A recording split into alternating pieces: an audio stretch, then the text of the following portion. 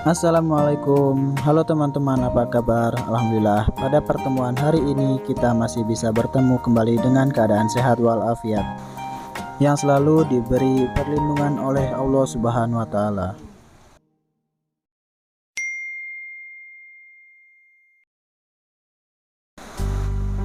Pada hari ini, dari kelompok kami akan menjelaskan tentang terampil dalam membuat prota dan promes. Sebelumnya, kami akan memperkenalkan anggota kelompok kami. Yang pertama, M. Nafi Sifaul Husna. Yang kedua, Nati Tazkiyatan Nufus.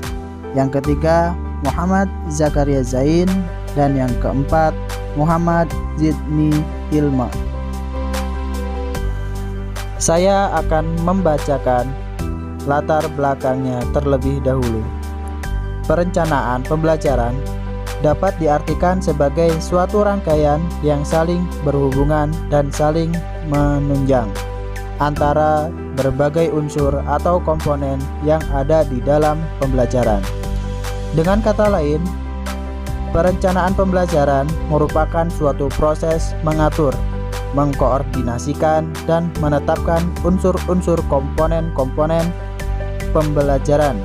Komponen perencanaan pembelajaran adalah suatu tujuan, bahan ajar atau materi, strategi atau metode, dan penilaian atau evaluasi. Selanjutnya, PROMES, yaitu program semester. Program semester merupakan penjabaran dari program tahunan. Kalau program tahunan disusun untuk menentukan jumlah jam yang ditentukan atau diperlukan untuk mencapai kompetensi dasar, maka dalam program semester diarahkan untuk menjawab minggu keberapa atau kapan pembelajaran untuk mencapai kompetensi dasar itu dilakukan. Unsur-unsur program semester. Yang pertama, tujuan.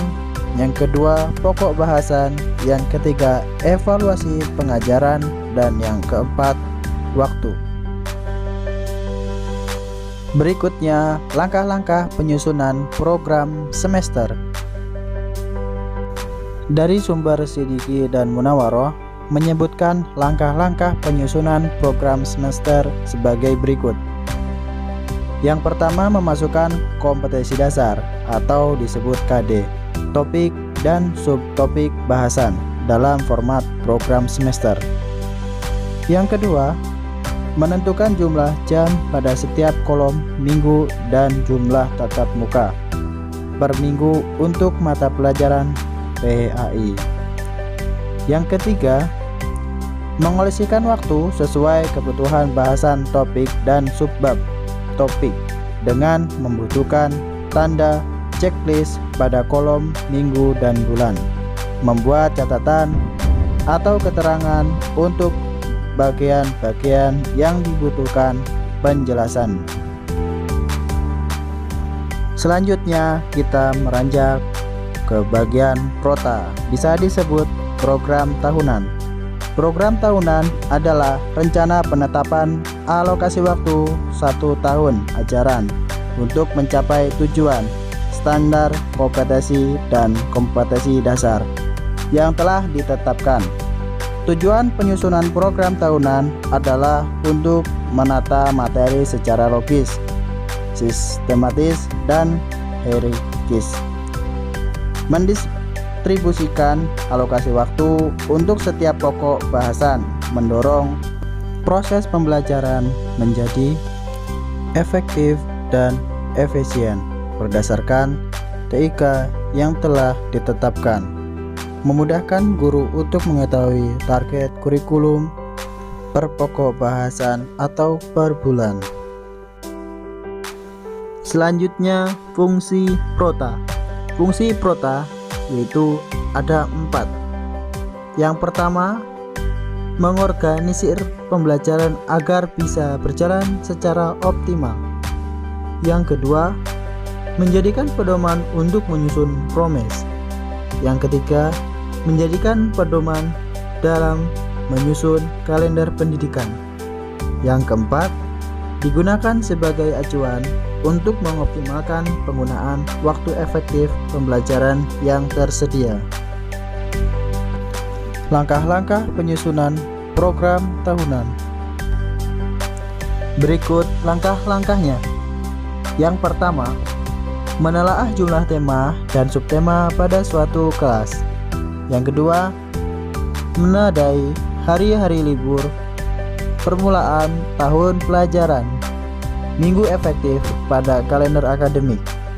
Hari-hari libur meliputi jeda tengah semester, jeda akhir semester, libur akhir tahun pelajaran, hari libur keagamaan, hari libur umum termasuk hari-hari besar nasional, hari libur khusus, kegiatan khusus kesatuan pendidikan. Yang ketiga, menghitung jumlah minggu belajar efektif yang bisa disebut MBE dalam 1 tahun.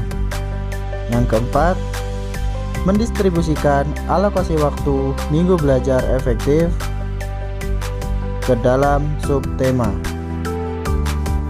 Yang selanjutnya, komponen-komponen menyusun program tahunan. Yang pertama ada identitas dan yang kedua ada format isian.